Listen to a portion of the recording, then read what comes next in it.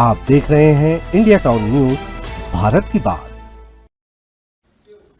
नमस्कार, स्वागत है आपका हमारे खास बुलेटिन खबरें राजनांदगांव में और मैं हूं आपके साथ आस्था सिंह। चलिए बुलेटिन की शुरुआत करते हैं, लेकिन उससे पहले एक नजर डालते हैं आज की हेडलाइंस पर। जीवन दान सेवा संस्था को मूल परिवार का सहयोग, जरूरतमंदों के लिए अस्पताल उपकरण उपलब्ध, hospital bed, walker, commode chair का दान।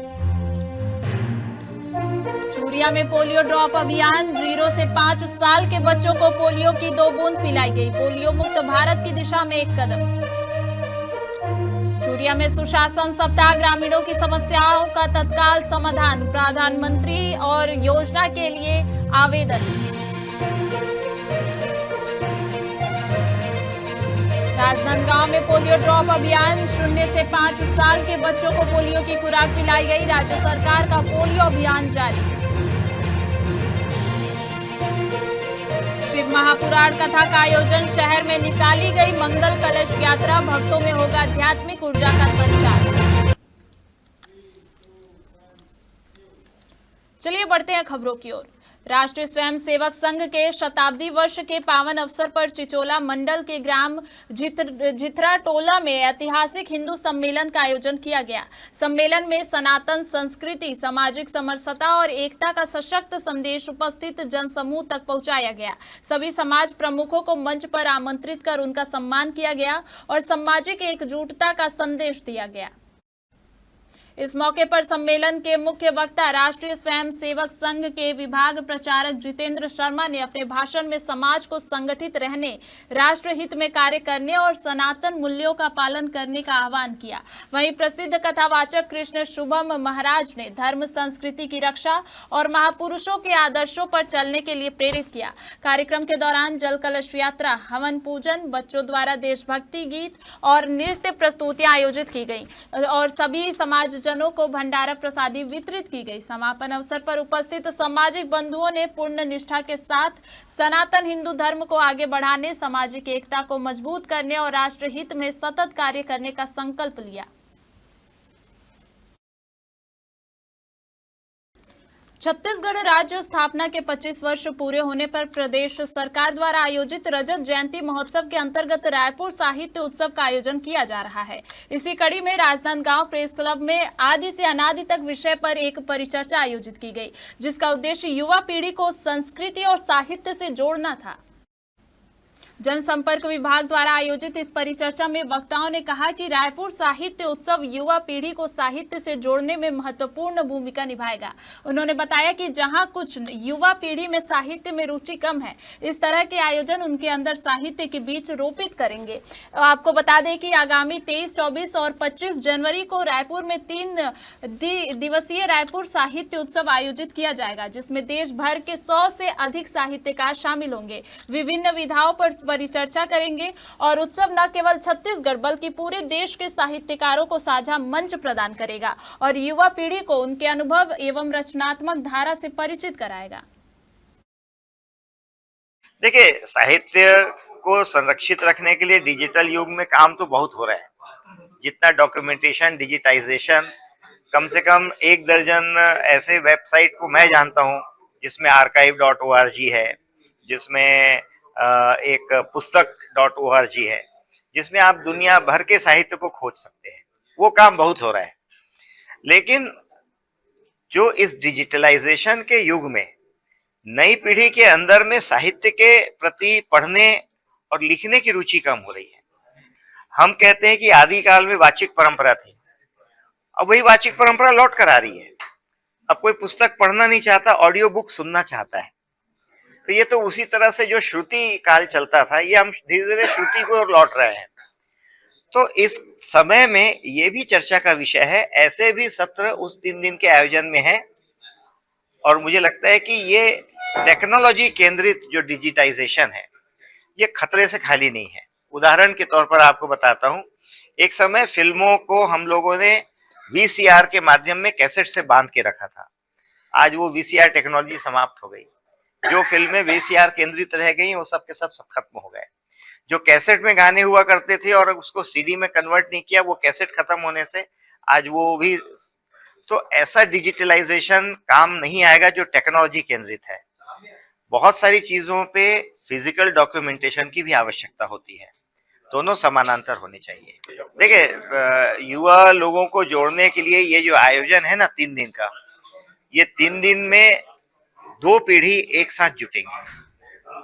इसका तो स्लोगन ही हमने लिखा है कि आदि से अनादि तक। आदि मतलब जो एकदम पुराना है, अनादि मतलब जिसका तो अभी जन्म नहीं हुआ है। तो जिन युवा पीढ़ी के अंदर में साहित्य जन्मा नहीं है, ये आयोजन उनके अंदर में बीजारोपण करे। नहीं, मैंने तो इसमें यही कहा कि आजकल सोशल मीडिया ने साहित्य और पत्रकारिता दोनों को बहुत नुकसान पहुंचाया है। और हमारी युवा पीढ़ी के लिए जो संदेश की बात आप कर रहे हैं, तो युवा पीढ़ी के लिए संदेश तो बहुत सीधा है, सरल है कि वो पढ़ने की आदत को न छोड़े। पढ़ने की आदत बहुत ज़रूरी है। बिना पढ़े आप ज्ञान हासिल नहीं कर सकते। आजकल एआई का ज़माना है, सब कुछ रेडीमेड मिल रहा है, लेकिन वह आपकी बौद्धिकता, आपकी जो बौद्धिक क्षमता है उसको कमज़ोर कर रहा है। तो सबको ये चाहिए कि वो जैसे कोई मशीन काम करती है और अपन अपना हाथ जो है वो बिल्कुल इस्तेमाल नहीं करेंगे तो धीरे धीरे हाथ बेकार हो जाएगा। तो जब तक हम अपनी बौद्धिक जो क्षमता है, बुद्धि है, उसका इस्तेमाल नहीं करेंगे और ये जो भौतिक संसाधन है उनके भरोसे हो जाएंगे, तो जब वो संसाधन नहीं रहेंगे तब हमारा क्या होगा। और धीरे धीरे अगर ये स्थिति रहेगी तो हम भूल जाएंगे कि हमारे शरीर में कितनी क्षमता है और किस अंग से क्या काम लेना है। तो यही आज की जो साहित्य का विमर्श हुआ उसमें यही था कि साहित्यकारों की स्थिति और जो हुई है वो इसीलिए है कि लोगों में पढ़ने की आदत नहीं है, तो उनकी रचनाएं, उनकी बातें, उनकी आवाज़ ठीक से समाज तक पहुंच नहीं रही है। और जो साहित्य को समाज का दर्पण कहा जाता था, आज उसे हम भूल चुके हैं, आज उससे हट चुके हैं। नवीन साहित्यकारों को कितना मतलब लाभ होगा इस परिचय से? नहीं, देखिए, जब भी हम बैठते हैं किसी भी बात पर विमर्श करते हैं, कुछ नई बात सुनने मिलती है, कुछ नए अनुभव जानने में को मिलते हैं, तो इससे आदमी सीखता ही है।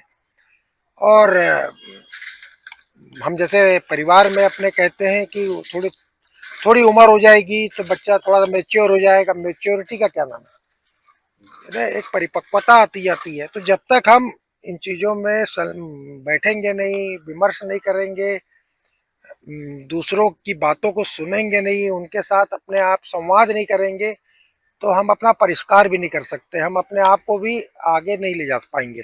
इसलिए इस तरह के आयोजन आवश्यक हैं, उपयोगी तो है ही लेकिन आवश्यक भी हैं। इससे इनका मनोबल ही बढ़ता है, इनको भी लगता है कि हमारी बिरादरी है कोई, ऐसा है। राष्ट्रीय पल्स पोलियो अभियान के तहत सामुदायिक स्वास्थ्य केंद्र छुरिया में 0 से 5 साल के सभी बच्चों को पोलियो की रोकथाम के लिए 2 बूंद पोलियो ड्रॉप पिलाई गई। पोलियो सुपरवाइजर टिकेश्वर कुमार साहू ने बताया कि यह अभियान पूरे भारत में चलाया जा रहा है। इसका उद्देश्य देश को पोलियो मुक्त करना और बच्चों को इस गंभीर बीमारी से बचाना है। टिकेश्वर कुमार साहू ने कहा कि इस अभियान से कोई भी बच्चा पोलियो जैसी बीमारी से प्रभावित नहीं होगा और किसी भी तरह की विकलांगता पैदा होने की संभावना कम हो जाएगी। इस मौके पर छुरिया सामुदायिक स्वास्थ्य केंद्र में माता-पिता अपने बच्चों के साथ पहुंचकर इस अभियान में भाग लेकर बच्चों की सुरक्षा सुनिश्चित कर रहे थे। जनपद पंचायत छुरिया के नेतृत्व में शासन के निर्देशानुसार सुशासन सप्ताह का आयोजन किया गया। बालोद जिले से सटी ग्राम पंचायत गोडलवाही और साले में आयोजित इस शिविर का औपचारिक उद्घाटन संजय कुमार सिन्हा ने किया। इस मौके पर अपर संजय सिन्हा ने कहा कि इस सप्ताह का उद्देश्य गांव, गरीब और किसानों की समस्याओं को तत्काल समाधान करना है।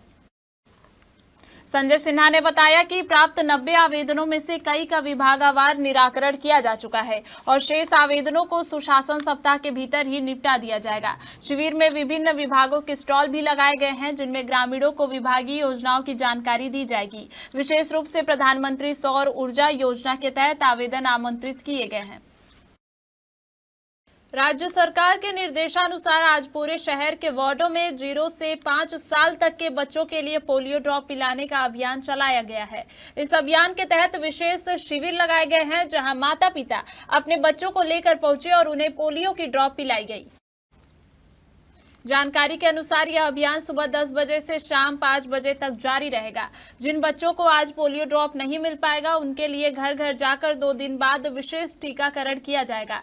राज्य सरकार की मंशा है कि पूरे छत्तीसगढ़ से पोलियो को समाप्त किया जाए। इसी उद्देश्य को लेकर यह व्यापक पोलियो उन्मूलन अभियान चलाया जा रहा है। नगर निगम और स्वास्थ्य विभाग ने सभी अभिभावकों से अपील की है कि अपने बच्चों को समय पर पोलियो ड्रॉप जरूर पिलाएं और इस अभियान में सक्रिय रूप से भाग ले। जी, आज हमारे यहाँ 0 से 5 साल के सभी बच्चों को पोलियो ड्रॉप पिलाया जा रहा है और लगभग सभी बच्चे आ रहे हैं पीने के लिए। छुट्टी का दिन है। अभी तक हमारे 25 बच्चे पी चुके हैं। कब से कब तक बैठेंगे? शाम तक बैठेंगे हम 5 बजे तक। अच्छा, उसके बाद हम लोग घर घर जाके दूसरे दिन हम घर घर जाके बच्चों को पोलियो ड्रॉप पिलाएंगे। ये 21 से 23 तक लगा है और अभी तक हम लोग 25 बच्चों को पिला चुके हैं। और ये जो शिविर में मतलब फर्स्ट डे अभी आज बैठने वाला है, जो मतलब आएंगे घर घर से, और बाकी जो 2 दिन रहेगा उसमें हमको घर घर जाके पिलाना है बच्चे को। सभी वार्ड में लगा है ये शिविर? हाँ, सभी वार्ड में लगा है। कितने से कितने बच्चों को पिलाना है, कितने उम्र से? 0 to 5 ईयर के बच्चों को पिलाना है। अभी तक कितने लोग को लाभ ले चुके हैं? अभी तक तो हमारे यहाँ अभी 25 बच्चों को लाभ हो गया है और बाकी जगह भी मतलब दे रहे हैं लाभ, मतलब बहुत लोगों को।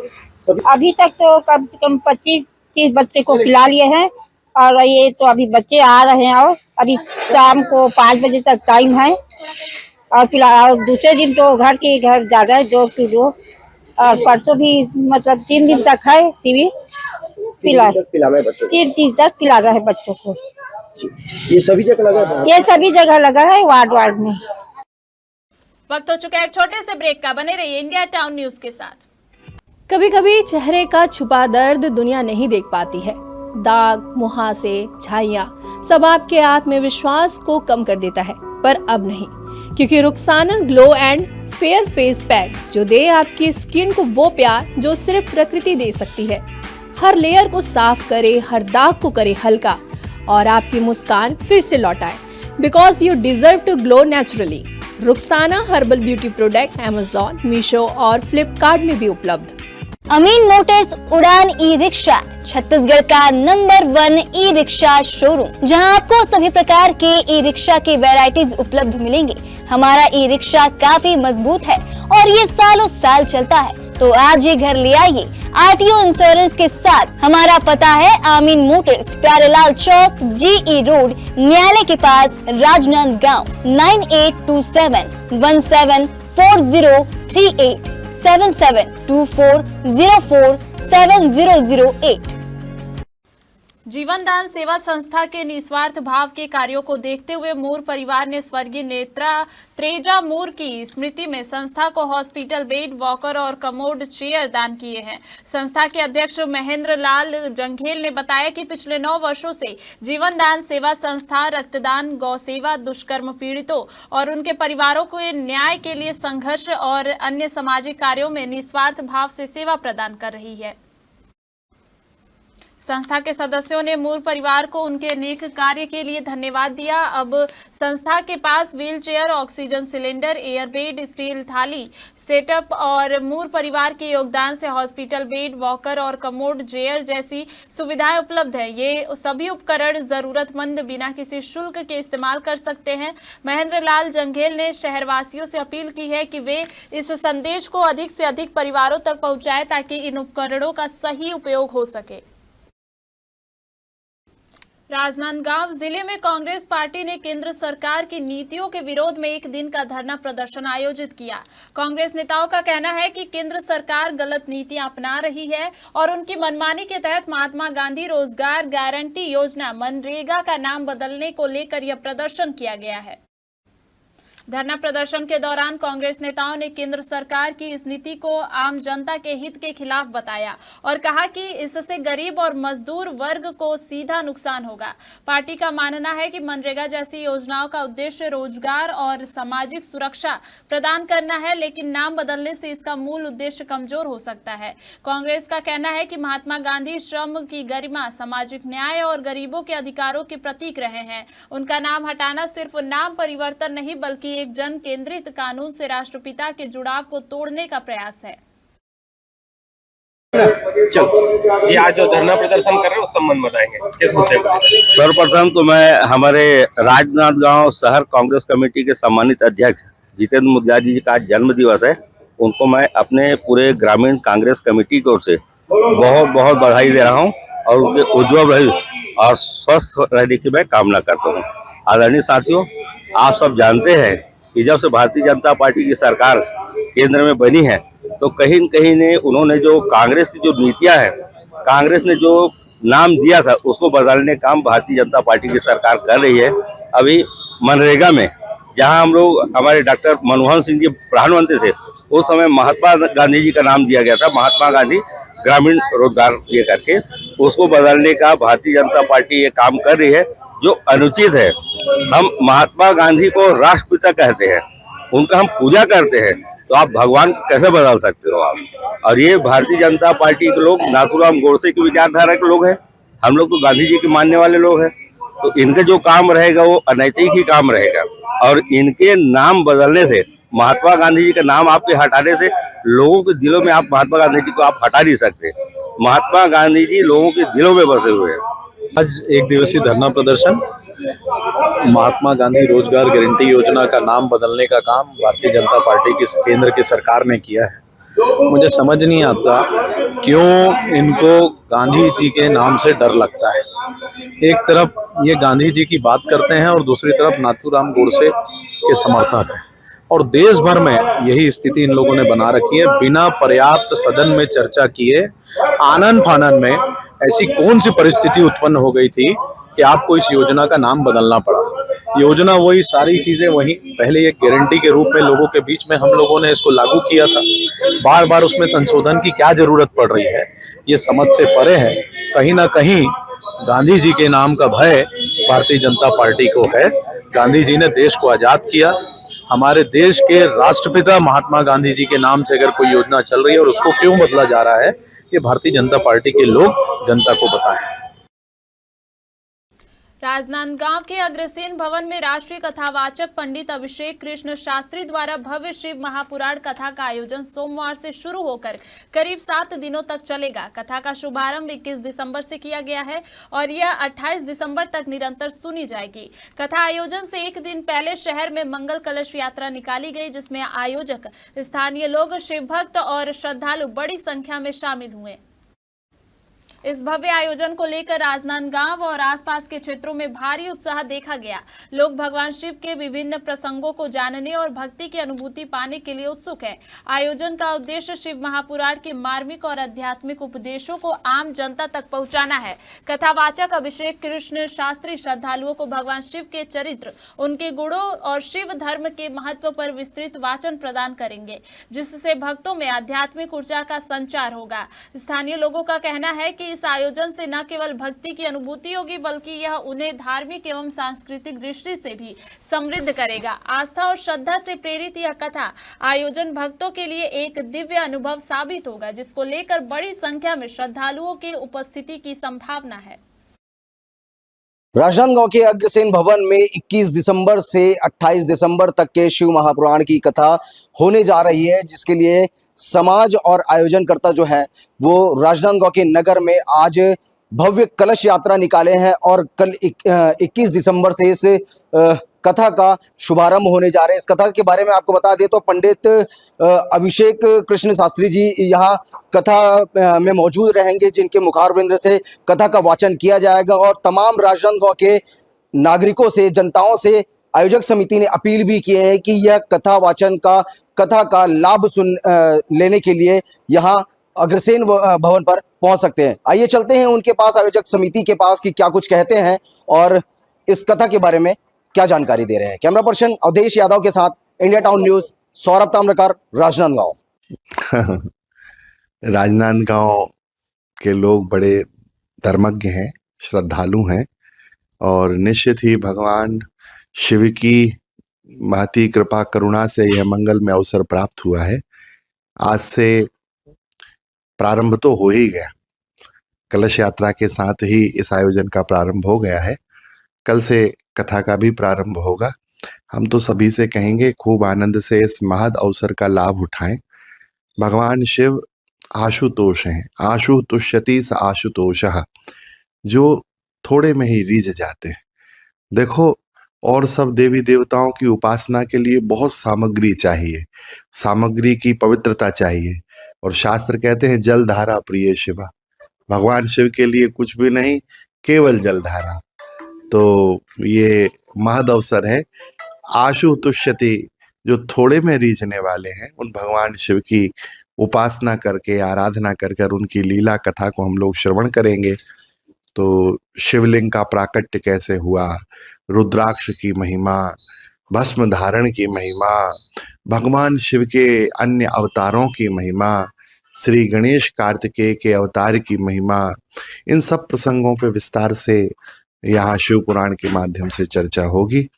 तो हम सभी से निवेदन करेंगे, आप लोग खूब मात्रा में पधारें और इस महद अवसर का लाभ लें। शुभ नाम, अनंत लाभ लें। शुभ नाम बताएं। अच्छा,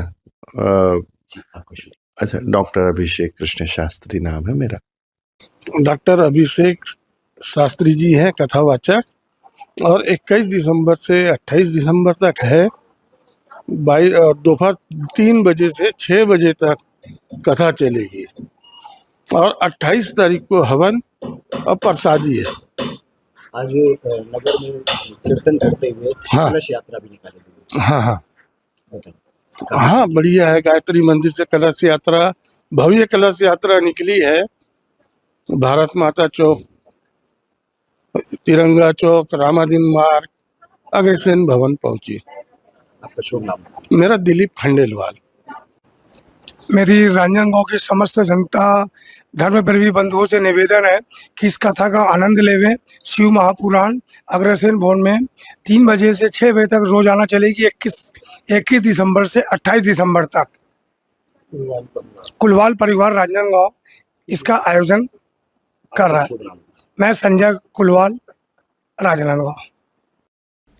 राजनांदगांव में रुद्राक्षम वेलफेयर सोसाइटी द्वारा आयोजित 5वीं छत्तीसगढ़ हॉकी लीग 2025 का शुभारंभ विधानसभा अध्यक्ष डॉक्टर रमन सिंह द्वारा किया गया। आपको बता दें कि यह प्रतिष्ठित हॉकी टूर्नामेंट 21 दिसंबर से 28 दिसंबर 2025 तक आयोजित किया जाएगा।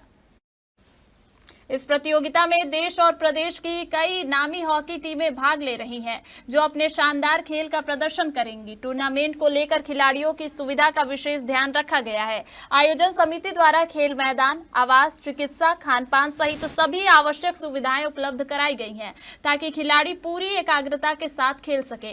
रुद्राक्षम वेलफेयर सोसाइटी का उद्देश्य इस प्रतियोगिता के माध्यम से हॉकी को बढ़ावा देना और युवा खिलाड़ियों को उच्च स्तरीय खेल देखने और सीखने का अवसर प्रदान करना है। टूर्नामेंट में विजेता और उप विजेता टीमों को ट्रॉफी, मेडल के साथ आकर्षक पुरस्कार राशि भी प्रदान की जाएगी। रुद्राक्षम वेलफेयर सोसाइटी द्वारा छत्तीसगढ़ हॉकी लीग का आयोजन, जिसमें हिंदुस्तान के प्रमुख प्रदेश की टीम यहाँ पे उपस्थित है और ये 5वीं वर्ष है। मृणाल ने इस मोहल्ले के बच्चों को और न केवल चिखली और चिखली के आसपास के बच्चों को हॉकी का प्रशिक्षण दिया वर्षों में, और उनमें से आज करीब 100 बच्चे खेलो इंडिया और राष्ट्रीय स्तर के टीम में प्रवेश पा रहे हैं। और ये गरीब बच्चे जिनको हॉकी के लिए निःशुल्क प्रशिक्षण देना, उनके लिए ड्रेस की व्यवस्था करना, उनको प्रतियोगिता में भेजना, ये अद्भुत संकल्प शक्ति के साथ मृणाल ने काम कर रहा है। उसकी वजह से आज पूरे राजनांदगांव के हॉकी का एक बार पुनर्जीवित हुआ है। और ये मैं कहता हूँ बीजारोपण है पुराने हॉकी के, जो राजनांदगांव की पहचान रही है, उसको पुनर्जीवित करने का एक अद्भुत प्रयास। यही बच्चे जो आज खेलते हुए दिख रहे हैं आपको, चिखली और आसपास के राजनांदगांव के बच्चे, मैं विश्वास से कह सकता हूँ कि राष्ट्रीय स्तर में हिंदुस्तान का प्रतिनिधित्व करेंगे, जैसे मेडल किया है। और एक नई पौध तैयार करने का बहुत बड़ा नीले वाला नया टर्फ के लिए 6 करोड़ रुपया स्वीकृत हो गया, उसको शीघ्र लगा देंगे ताकि जो और राष्ट्रीय स्तर के आयोजन हमारे होते हैं वो कंटिन्यूअस जाती रहे। और इनके जो राशि खेल के हिसाब से जो राशि मिलती है खेल विभाग से, उसको भी इस साल से देने के लिए राशि उपलब्ध SIR की कार्यशाला है। और ये पूरे राष्ट्रीय स्तर में सभी लोगों का दायित्व है कि मतदाता सूची का पुनरीक्षण 1952 से लेकर लगातार ये चल रहा है। हर बार होता है, 22 बार हो चुका है पुनरीक्षण, 52 से और 55 से लेकर आज तक।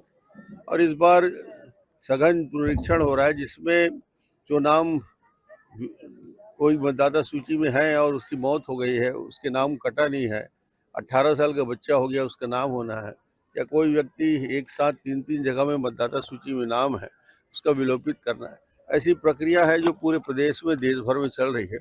हमने भी अपने कार्यकर्ताओं से कहा कि जो नाम छूटे मत, ज्यादा से ज्यादा नाम जोड़ा जाए। भाजपा के नेतृत्व में राजनांदगांव के गायत्री स्कूल प्रांगण में एक विशेष कार्यशाला का आयोजन किया गया, जिसमें मतदाता जागरूकता और मतदान प्रक्रिया पर व्यापक चर्चा की गई। इस कार्यशाला का उद्देश्य मतदाताओं को उनके अधिकारों और कर्तव्यों के प्रति जागरूक करना था। कार्यशाला में मुख्य अतिथि के रूप में प्रदेश के विधानसभा अध्यक्ष डॉक्टर रमन सिंह उपस्थित रहे। उन्होंने अपने संबोधन में कहा कि लोकतंत्र की मजबूत नींव तभी रखी जा सकती है जब प्रत्येक नागरिक अपने मत का सही उपयोग करे। कार्यशाला में मतदाता सूची, वोटिंग प्रक्रिया और चुनाव के नियमों पर विस्तृत जानकारी दी गई। इस मौके पर कार्यकर्ताओं ने कहा कि इस प्रकार की पहल से युवाओं में चुनाव प्रक्रिया के प्रति रुचि और जिम्मेदारी बढ़ेगी। SIR की कार्यशाला है और ये पूरे राष्ट्रीय स्तर में सभी लोगों का दायित्व है कि मतदाता सूची का पुनरीक्षण 1952 से लेकर लगातार ये चल रहा है। हर बार होता है, 22 बार हो चुका है पुनरीक्षण, 52 से और 55 से लेकर आज तक।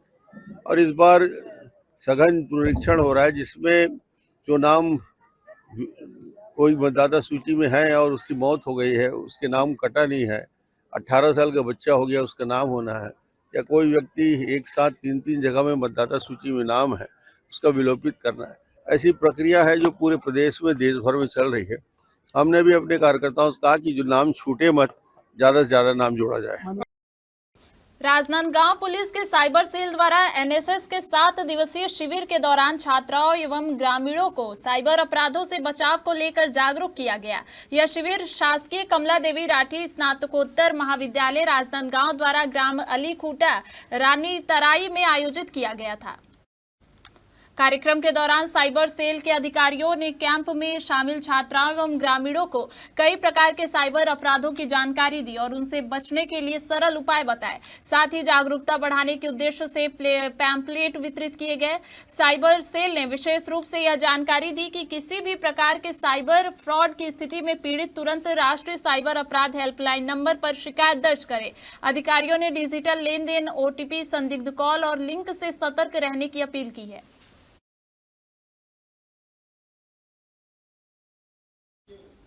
हमारे खास बुलेटिन खबरें राजनांदगांव में फिलहाल इतना ही। देखते रहिए इंडिया टाउन न्यूज, भारत की बात। नमस्कार। आप देख रहे हैं इंडिया टाउन न्यूज, भारत की बात।